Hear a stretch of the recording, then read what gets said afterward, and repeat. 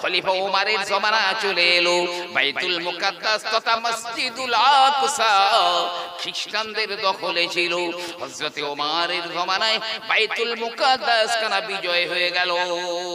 হযরতে বিলাল রাদিয়াল্লাহু তাআলা আনহু হযরতে ওমরের কাছ থেকে অনুমতি নিয়ে তিনি ওই ফিলিস্তিনের জমিনে বসবাস শুরু করে দিয়েছেন।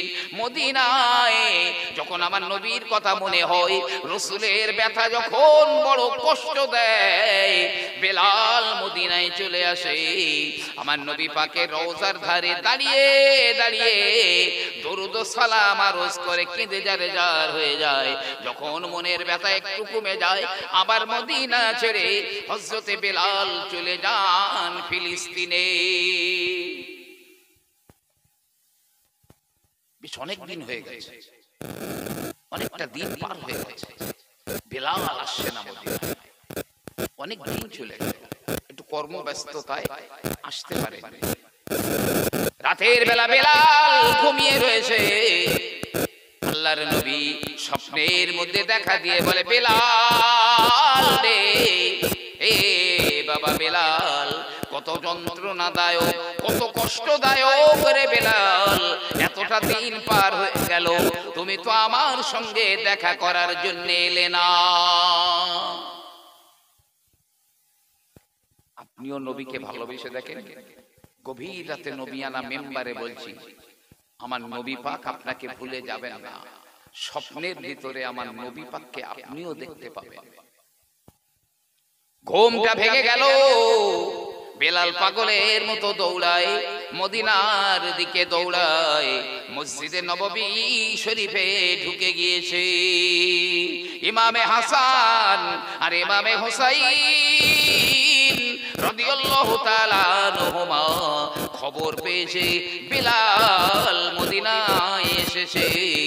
ইমাম হাসান আর হুসাইন দুই ভাই হযরতে বেলালের সামনে চলে এলো।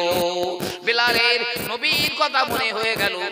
ইমামে হাসান আর হুসাইনকে বুকে জড়িয়ে ধরে হযরতে বেলাল নবী জমানার স্মৃতিচারণ করেন, কেঁদে জারে জার হয়ে যান।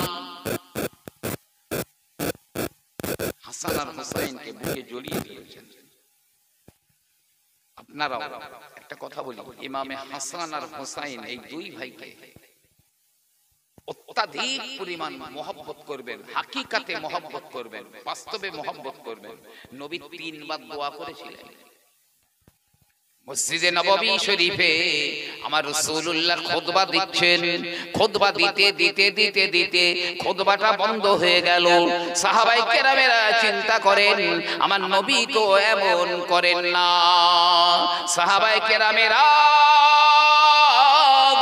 মসজিদে নববীর পিছনের দিকে তাকিয়ে দেখেন, ছোট ছোট দুটো বাচ্চা ইমামে হাসান আর ইমামে হুসাইন মসজিদের দেয়াল ধরে ধরে কাঁপা কাঁপা পায়ে আমার নবী পাকের দিকে আগিয়ে আগিয়ে আসে। নবী মিম্বার থেকে নেমে গেলেন, নেমে মসজিদের পিছনে চলে গেলেন। দুই ভাইকে দুই দিকে কোলে করে নিয়ে মসজিদে নববীর মেম্বারে চলে এলেন। একবার ইমামে হাসানকে আর একবার ইমামে হুসাইনকে চুমা দেন। ও আমার ভাইরা, আর আমার নবী দোয়া করেন, আল্লাহ গো, আমি আমার হাসান আর হুসাইনকে ভালোবাসি। আয় আল্লাহ গো, আর যারা আমার হাসান আর হুসাইনকে ভালোবাসে, আমি রাসূলুল্লাহ তাদের ভালোবাসি।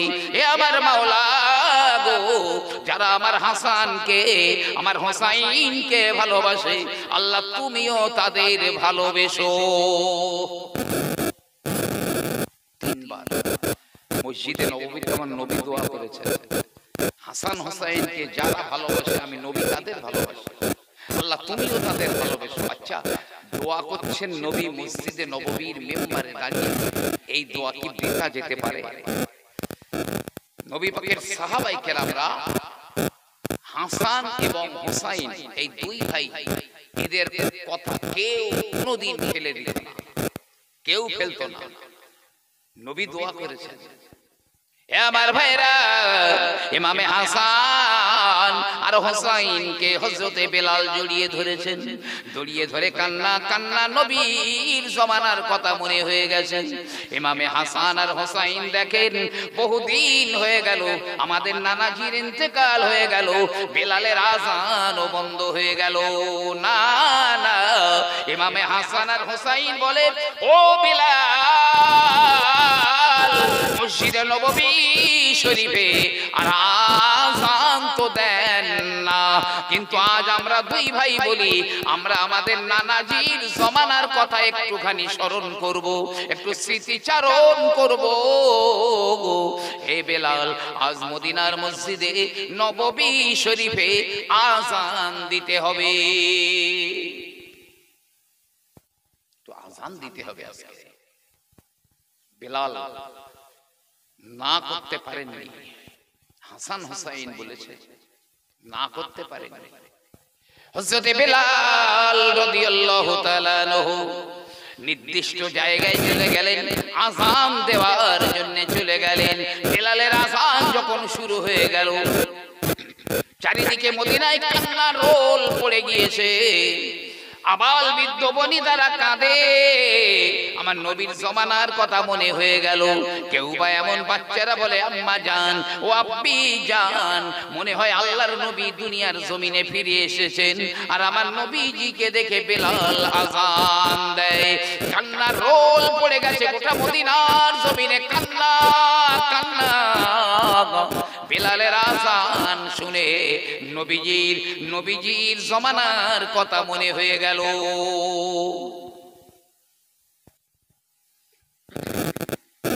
আযান দিচ্ছেন বেলাল। যখন বেলাল বলছে আশহাদু আন্না মুহাম্মাদার রাসূলুল্লাহ, যখন বলেছেন, আর হযরতে বেলাল নিজেকে ধরে রাখতে পারলেন না, তিনি সংজ্ঞা হারিয়ে ফেললেন, জ্ঞান হারিয়ে লুটিয়ে পড়লেন জমির উপরে।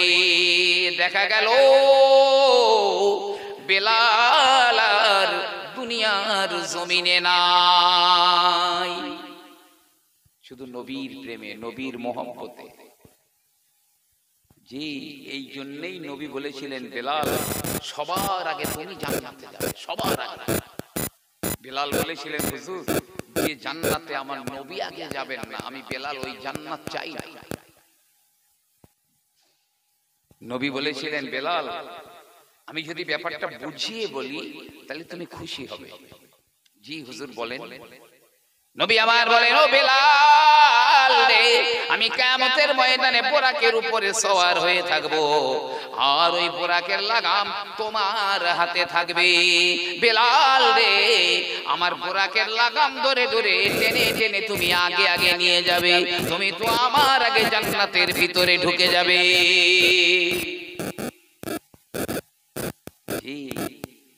এটা ছিল নবী পাকের ভালোবাসা, মহব্বতের ফল, মহব্বতের ফল। আহা, এইরকম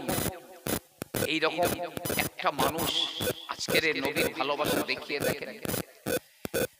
আমি কথা দিচ্ছি আপনাকে, দায়িত্ব নিয়ে বলছি, নবী আপনার থেকে বেখবর থাকবেন না। আমার নবী স্বপ্নে আপনাকে অবশ্যই দেখা দেবেন, স্বপ্নে দেখা দেবেন।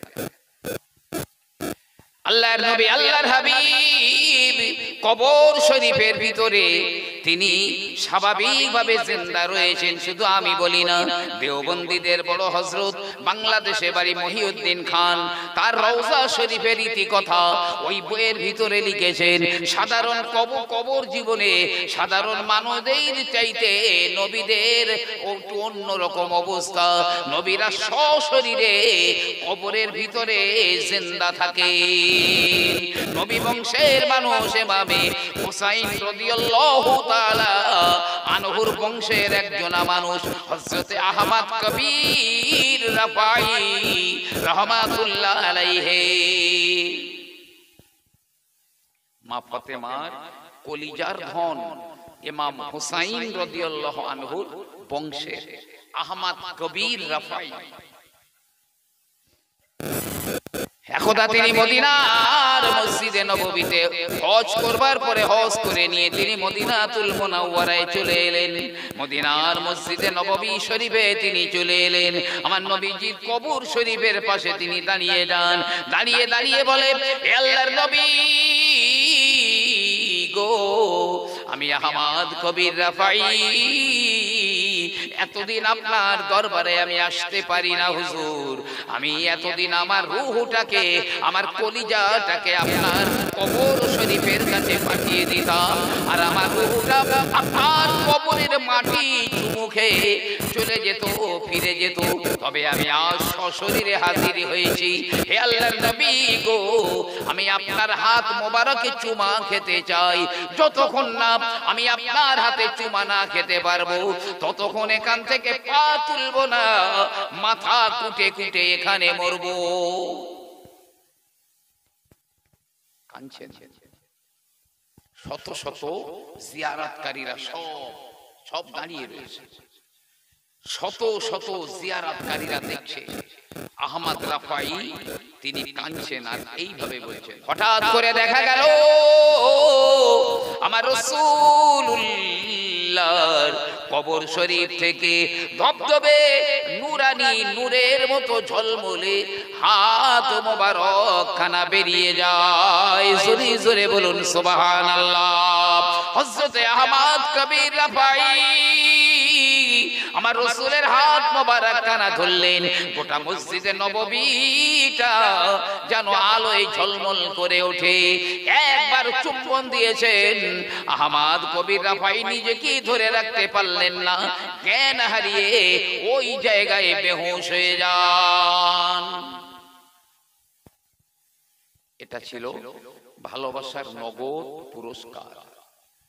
আল্লাহ বলছে, নবী বলে দিন, যদি আমি আল্লাহ আমাকে কেউ ভালোবাসতে চায় তারা যেন আপনার ইতাআত করে, অনুসরণ করে। আর আপনাকে যারা অনুসরণ করলো, ইতাআত করলো, আমি আল্লাহ বলছি আমি তাদের জীবনের টোটাল সব গুনাহগুলো মাফ করে দেব, মার্জনা করে দেব। একটু জোরে বলুন না সুবহানাল্লাহ। প্রিয় নবী সাল্লাল্লাহু আলাইহি ওয়াসাল্লাম বললেন, মান আহাব্বা লিল্লাহি, কেউ আল্লাহর জন্য ভালোবাসে, ও আবগদা লিল্লাহি, আমার আল্লাহর জন্য কারো সঙ্গে সম্পর্ক ছিন্ন করে দেয়, ও আতা লিল্লাহি, দান করে আমার আল্লাহর জন্য, ও মানা লিল্লাহি, আমার দানের হাতকে সংকুচিত করে নেয়, সেও আমার আল্লাহর জন্য, ফাকাদ ইস্তাকমালাল ঈমান, ওই ব্যক্তি তার ঈমানকে পরিপূর্ণ করে দিল। আর যে ব্যক্তি তার ঈমান পরিপূর্ণ করে দিল, ওই ব্যক্তি তো আমার নবীর আদর্শে আদর্শিত হতে পারে। আল্লাহর নবী বলেন, তোমরা ততক্ষণ কামেল ঈমানদার হতে পারবে না যতক্ষণ না তোমার মা বাপ, তোমার সন্তান সন্ততি, ভাই বোন, এমনকি গোটা দুনিয়ার সব কিছুর চাইতে আমি রাসূল আমাকে তোমরা বেশি বেশি মহব্বত না করবে, ততক্ষণ না। এটা পুরাতন কথা বলি, খুব পুরাতন কথা, অনেক রাত্রি তো আমি গুনাহগার বলে যাচ্ছি। জীবনে যদি সেরকম সুযোগ আসে, সুযোগটা কাজে লাগাবেন। আপনার জন্য আমার নবীজি অপেক্ষা করবেন, মদিনাতুল মুনাওয়ারার কবর শরীফের উপরে আমার রাসূল অপেক্ষা করবেন। একদম পুরাতন কথা বলছি। ভারতবর্ষে তখন ইংরেজরা শাসন করছিল। ভারতের স্বাধীনতার সূর্য অস্তমিত হয়ে গিয়েছিল। একজন বেঈমান কাফের, সে আমার নবীর নামে একটা বই লিখেছিল। নবীর নামে একটা বই লিখেছিল, নাথুরাম নাম হচ্ছে তার, নাথুরাম, মনে রাখুন। সেই বইতে আমার নবীকে খুব গালিগুলোজ করে লিখেছিল। সেই বইতে আমার নবীকে চরিত্রহীন বলে উল্লেখ করেছিল, নাউজুবিল্লাহ। বইটা মার্কেটে ছড়িয়ে গেল, চতুর্দিকে চারিদিকে বইটা ছড়িয়ে গেছে। ইংরেজদের আদালতে মুসলমানেরা কেস করলো বইটার বিরুদ্ধে আর নাথুরামের বিরুদ্ধে। মুসলমানদের মানে ইমানে আঘাত লেগেছে, এরা চরম আঘাত প্রাপ্ত। আরে আমার তুমি যা ইচ্ছা করো, আমার নবীর নামে কেন তুমি গালিগুলোজ করলে, নবীর চরিত্রে তুমি কেন দাগ টানলে? ইংরেজদের আদালতে নাথুরাম এবং নাথুরামের বই হিস্ট্রি অফ ইসলাম, ইসলামের ইতিহাস বইটা বেকসুর খালাস হয়ে গেল। কিন্তু মুসলমানেরা এই বিচার মেনে নিতে পারে। বাবরি মসজিদ ভেঙে দিয়েছে, কোর্ট রায় দিয়েছে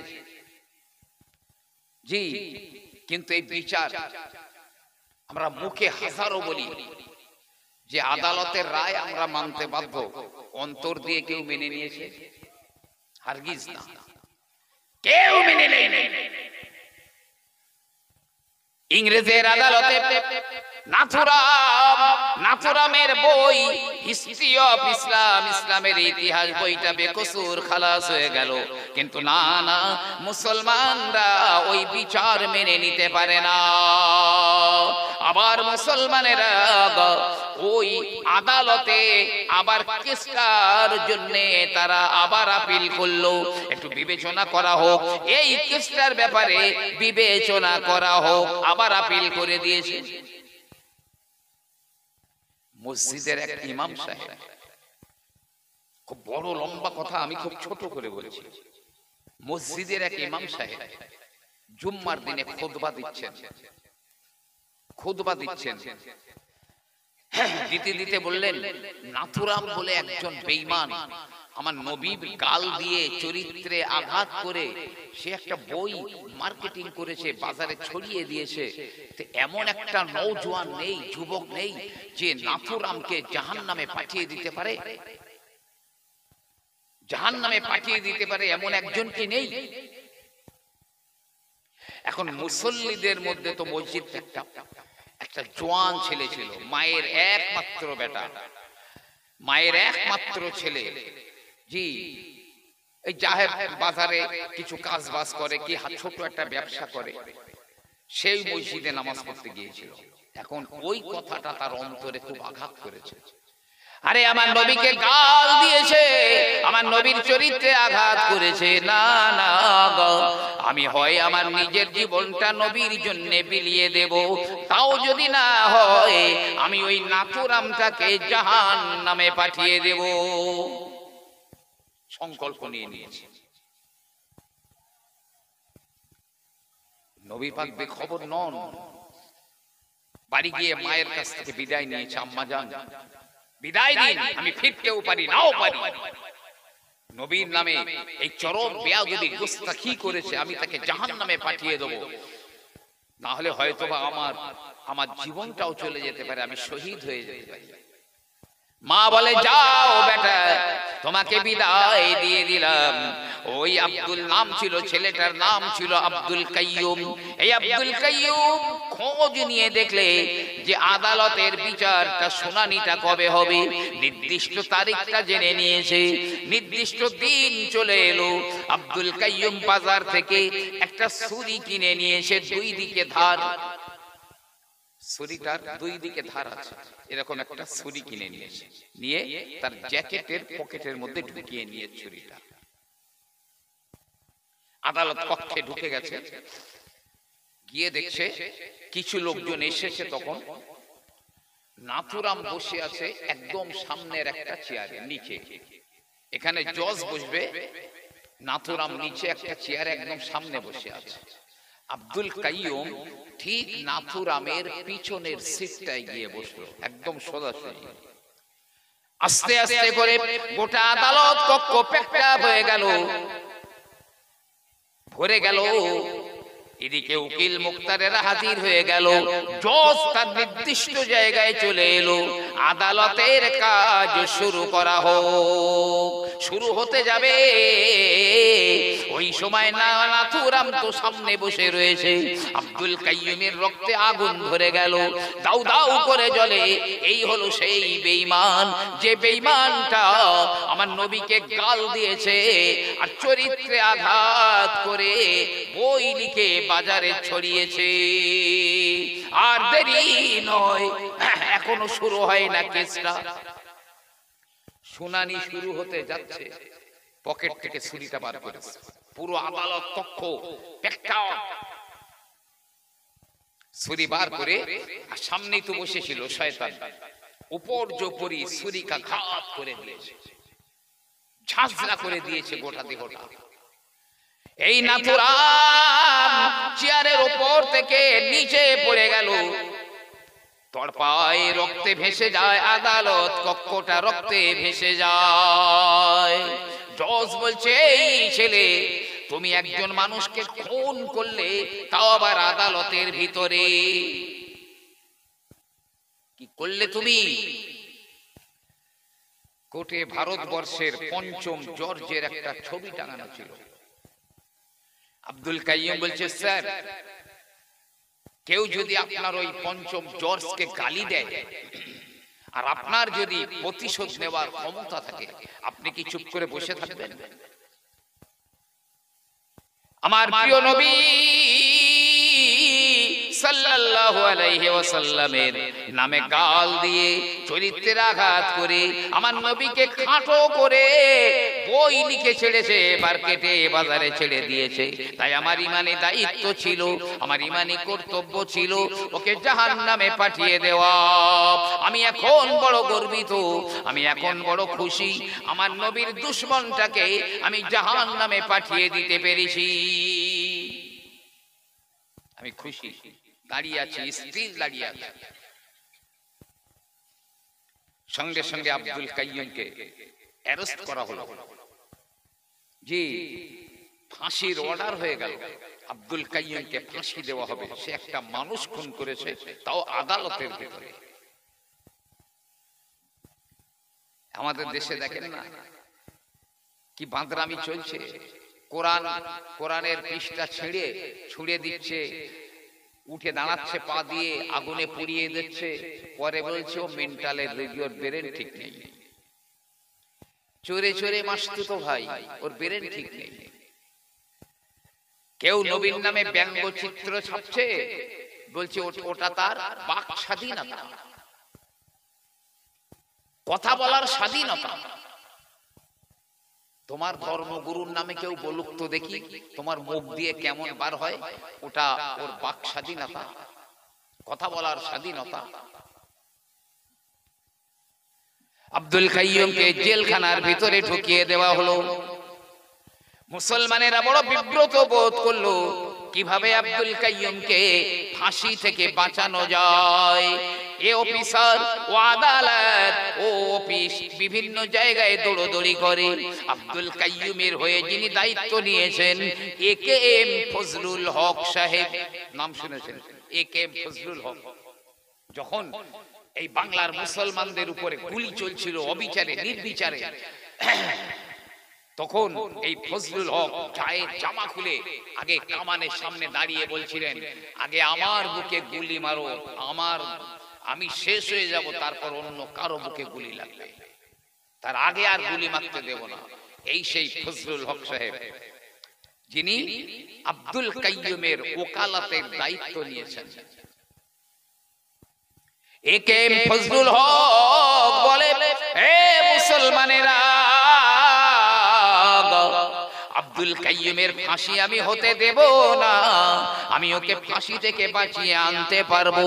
তবে যেদিন আদালতে কাঠ গড়ায় তোলা হবে, ওই আব্দুল কাইয়ুম যদি একটা কথা বলে, স্যার আমি যখন ছুরিকাঘাত করেছিলাম ওই সময় আমার ব্রেনটা ঠিক ছিল না, আমি কিসে কি করেছি জানি না, শুধু এই কথাটা বলে ওর ফাঁসি হবে না, ফাঁসি হতে দেব না। বড় সুবর্ণ সুযোগ।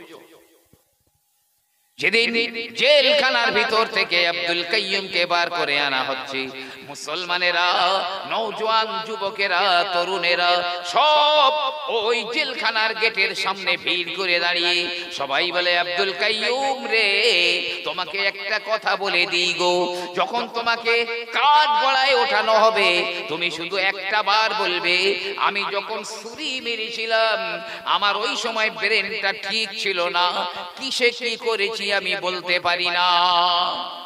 শুধু এই কথাটা বলবে, তোমার ফাঁসি হবে না। আব্দুল কাইয়ুম কি কথা বলেছিলেন? খুব খুশি হয়েছিলেন, খুব আনন্দ করেছিলেন না? তিনি বলেছেন, হে মুসলমানেরা, আমার ফাঁসি হবার পথে কোনো প্রতিবন্ধকতা সৃষ্টি করো না গো, আমার ফাঁসিটা হতে দাও, হতে দাও গো। আমার জন্যে, আমার ফাঁসি থেকে বাঁচাবার জন্যে কোনো কৌশল অবলম্বন করো না। কেন হে আব্দুল কাইয়ুম, কেন কেন? আব্দুল কাইয়ুম বলে, যেদিন আমি আমার নবীর দুশমনটাকে জাহান্নামে পাঠিয়ে দিয়েছিলাম, ওই দিন থেকে এখনো পর্যন্ত আমি আল্লাহ পাকের জান্নাতুল ফেরদাউসের গন্ধটা পাচ্ছি। জান্নাতুল ফেরদাউসের গন্ধ পাচ্ছি আমি। শুধু তাই নয়, হে মুসলমানেরা,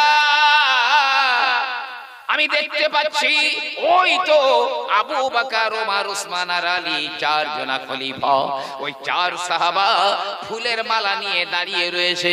আমি আব্দুল কাইয়ুম যখন যাব, আমার গলায় ফুলের মালা দিয়ে তারা আমাকে বরণ করে নেবে।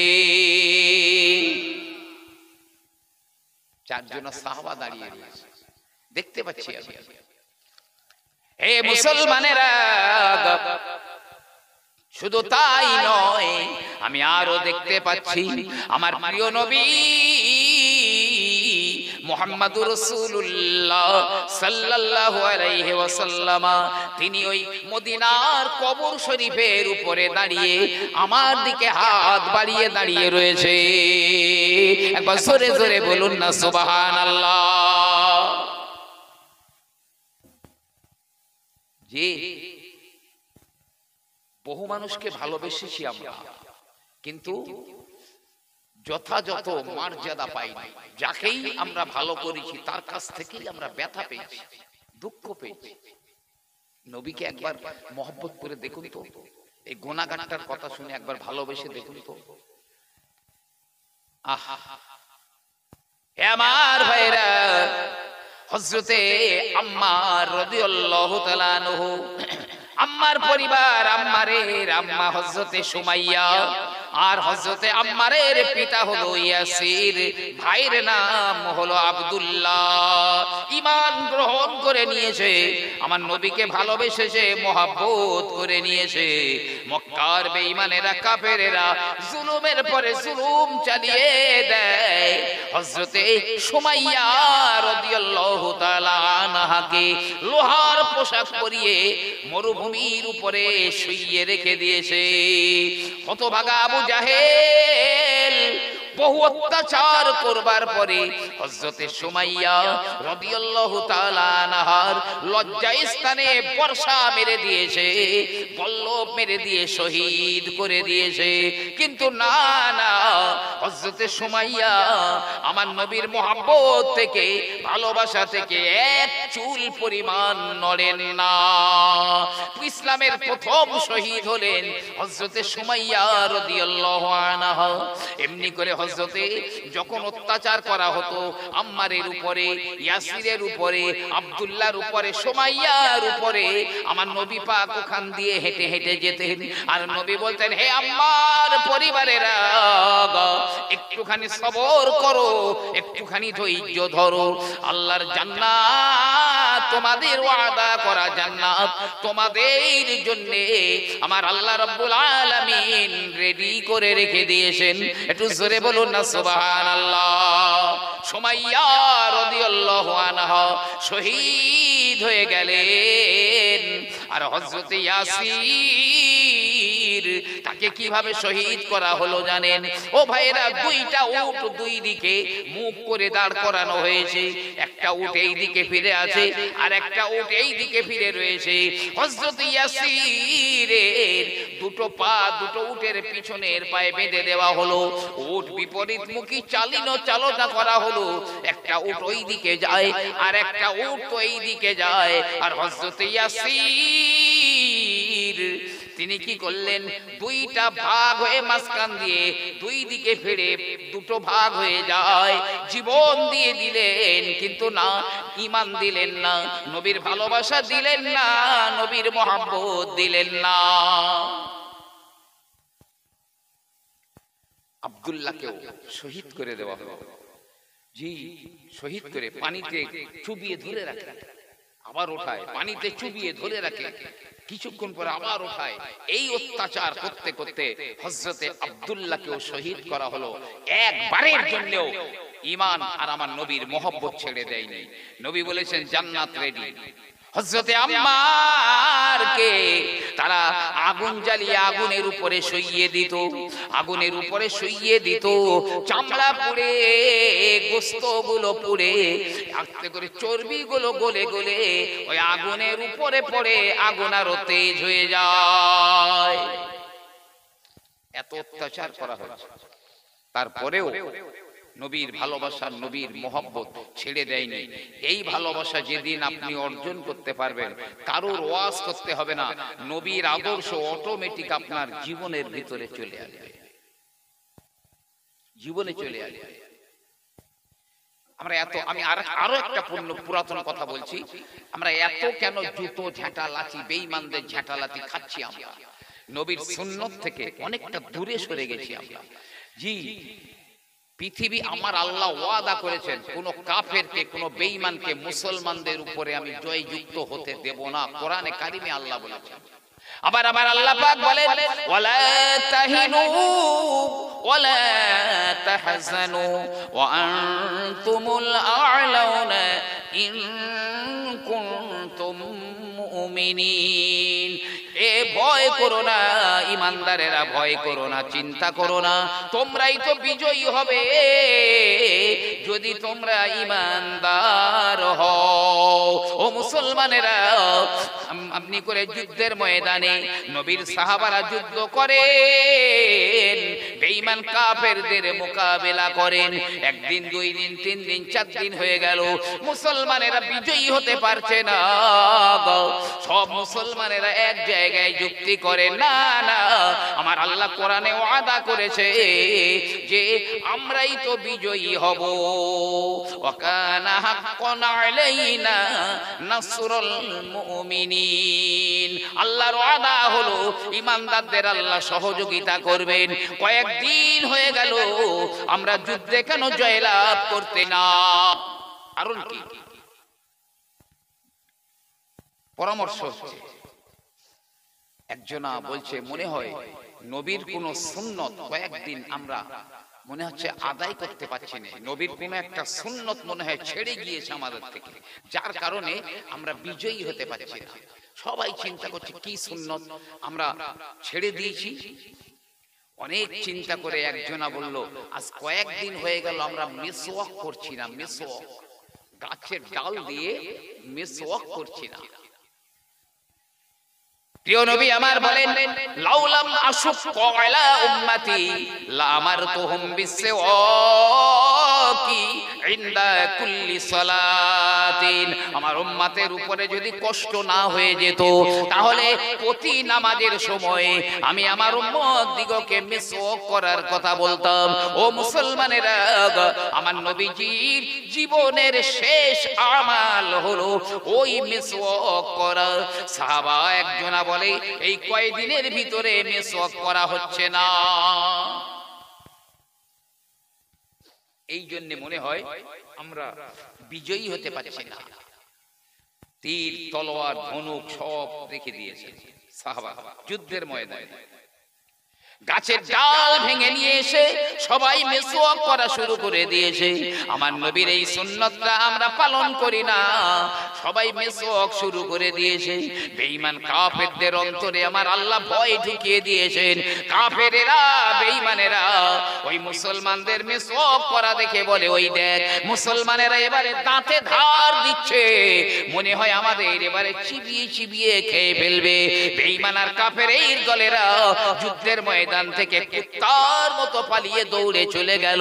যুদ্ধ করা লাগলো না, শুধু নবীর একটা সুন্নত আদায় করার জন্য আমার আল্লাহ মুসলমানদের হাতে বিজয় পতাকা তুলে দিয়েছে।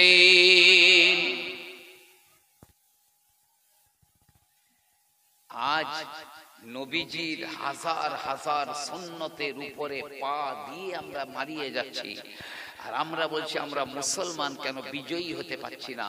ওদিকে তোমার ইমানে যে ক্যান্সার হয়েছে, পক্ষাঘাত হয়েছে, ইমানে প্যারালিসিস হয়েছে, এই চিন্তা তো একবার করো না। এই যে ইমান নিয়ে বাঁচছি, এই ইমানে নবীর মহব্বত ঢুকবে না। লিখে রাখেন, এই ইমানে নবীর মহব্বত হারগিজ ঢুকবে না। ইমান ভালো করে আনতে হবে, আমার আল্লাহ বলেছেন আনতে। আমি বলছি খুব মহব্বতে একবার দরুদ আল্লাহুম্মা সাল্লি আলা ওয়া আলা আলি সাইয়্যিদিনা।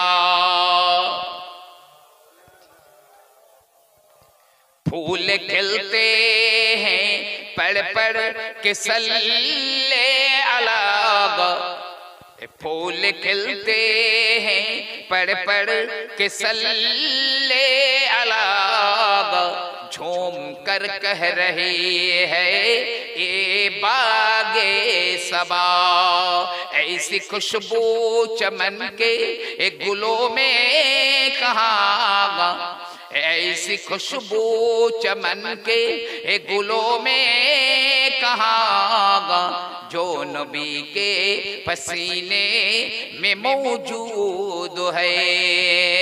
अल्लाहुम्मा सल्ले अला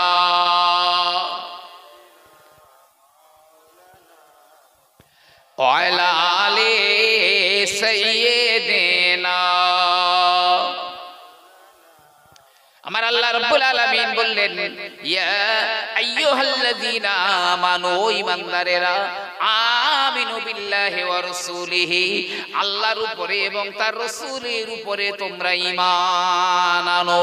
তার মানে যে ঈমান নিয়ে বেঁচে রয়েছি, এই ঈমান বিজয় আনতে পারে না।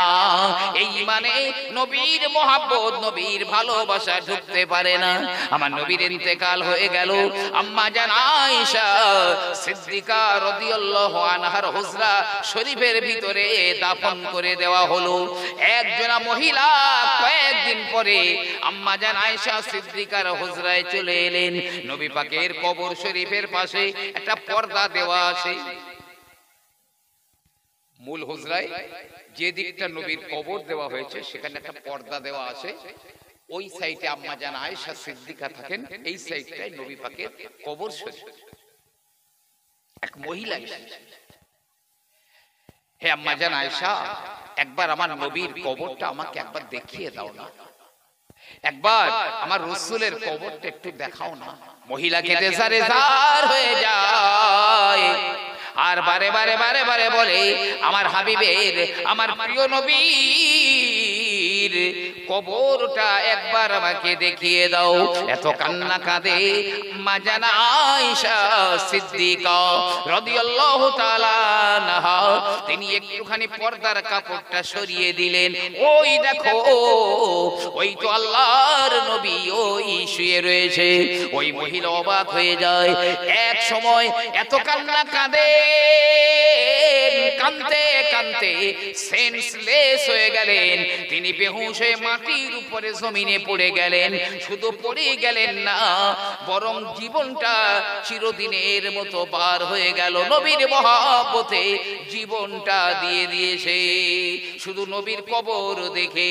ও মুসলমানেরা, আমরা তো নবীকে ভালোবাসি না, আসমান কত ভালোবাসি। আসমান আমার নবীকে কত মহব্বত করে। ততদিন আল্লাহর কসম বলছি কামিয়াবি আসবে না, সফলতা আসবে না। পৃথিবীর সবার চাইতে আমার নবীকে যতক্ষণ না মহব্বত না করবে। মদিনায় দুর্ভিক্ষ, বৃষ্টি হয় না, জীবজন্তুরা মারা যাচ্ছে, মানুষজনেরা মারা যাচ্ছে, বৃষ্টি হয় না মদিনাতে। সবাই আম্মা জান আয়েশা সিদ্দিকা রাদিয়াল্লাহু তাআলা আনহার কাছে চলে গেলেন। ও আম্মা জান, মদিনার মানুষেরা বুঝি আর বাঁচে না, জীবজন্তুগুলো শেষ হয়ে গেল, গাছপালাগুলো শুকিয়ে গেল, বৃষ্টি হয় না, মদিনার জমিনে দুর্ভিক্ষ দেখা গিয়েছে। আপনি আমাদের উপায় বলে দিন, কি করলে এই মদিনার জমিনে বৃষ্টি হবে?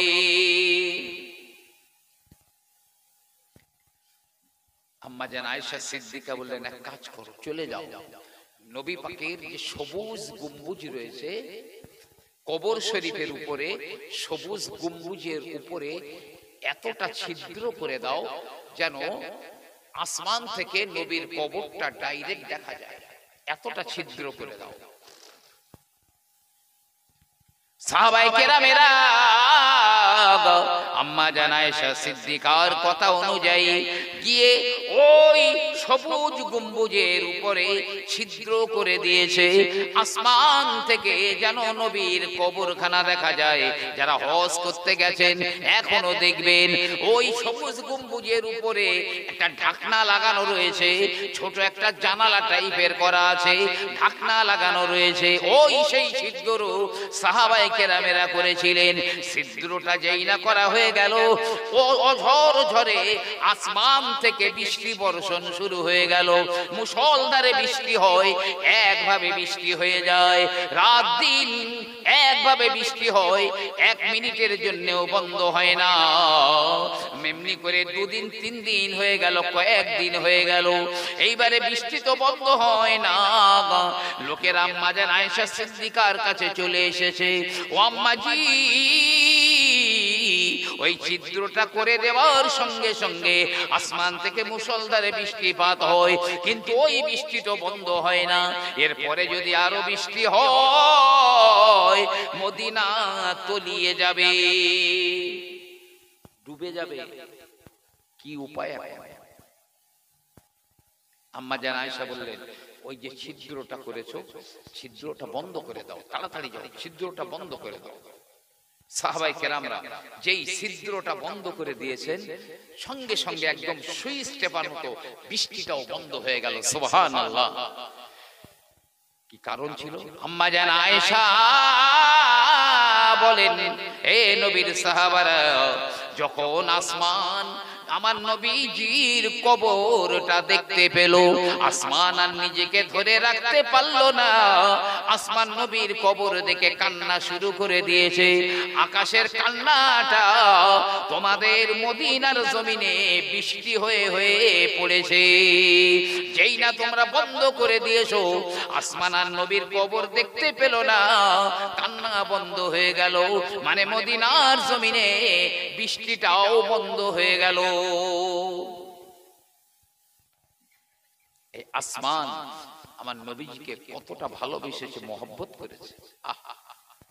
আমরা তো মানুষ, আরে নবী আমাদের জন্য একদিন দোয়া করছেন, আমাদের জন্য রাসূল দোয়া করছেন, আল্লাহ আমার মহব্বতকারীদের সঙ্গে খুব তাড়াতাড়ি আমাকে মিলিয়ে দাও আল্লাহ, আল্লাহ আমার মহব্বতকারীদের সঙ্গে আমাকে মিলিয়ে দাও আল্লাহ। খুব কাঁদছেন। একজন সাহাবা তিনি নবীজিকে বললেন, হুজুর আপনি এমন একটা দোয়া করলেন, উদ্দেশ্য কাদের? আমার নবী বলেন, এ বাবা সাহাবারা, তোমরা তো আমাকে দেখছো, জিবরাইল আমিনকে আসতে দেখছো, ওহী নাজিল হতে দেখছো, না না তোমরা আমাকে মহব্বত করো ঠিকই, আমি অস্বীকার করি না।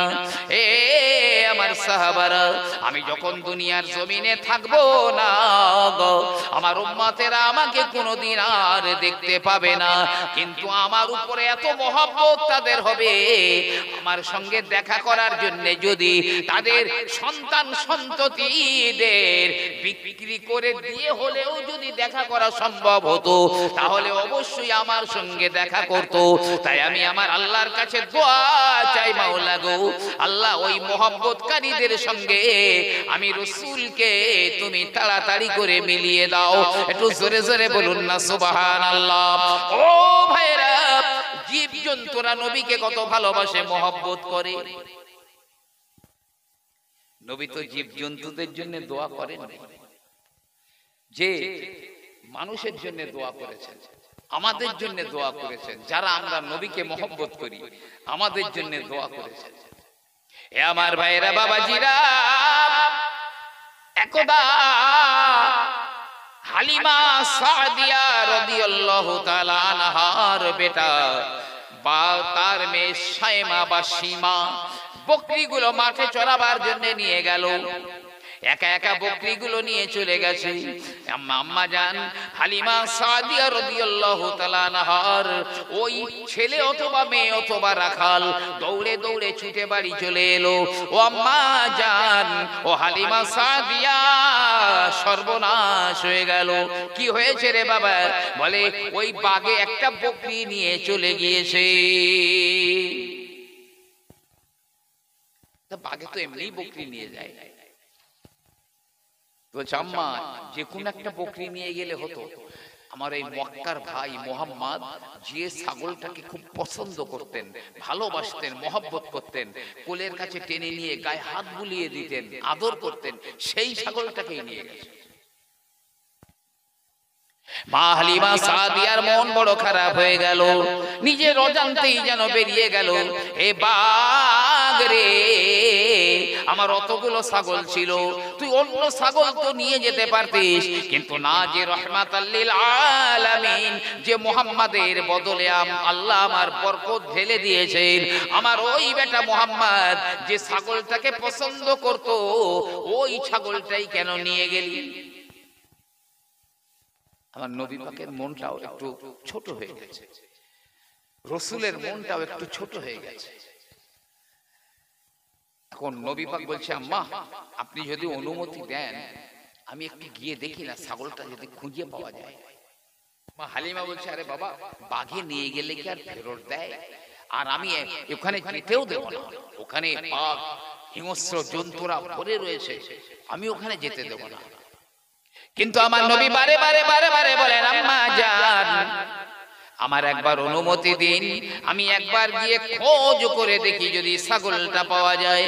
শেষ মা হালিমা সাদিয়া বলেন, এ বাবা মুহাম্মদ, যেতেই যদি হয় একা নয় আমি যাব, স্বামীও সঙ্গে যাবে। হালিমা সাদিয়া গেলেন, তার স্বামীও গেলেন, আমার নবী পাক সঙ্গে করে নিয়ে গেলেন। যেখান থেকে ছাগলটা বাগে নিয়ে গেছে, পাহাড়ি জঙ্গল, পাহাড়ি জঙ্গল হিংস্র জন্তুতে ভরা।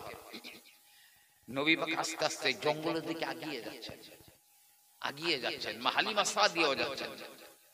কিছুটা ঢুকে গিয়ে দেখা গেল বড় একটা বাঘ ওই ছাগলটাকে দুই হাত দিয়ে পাঁজা করে চুপচাপ মেরে বসে রয়েছে।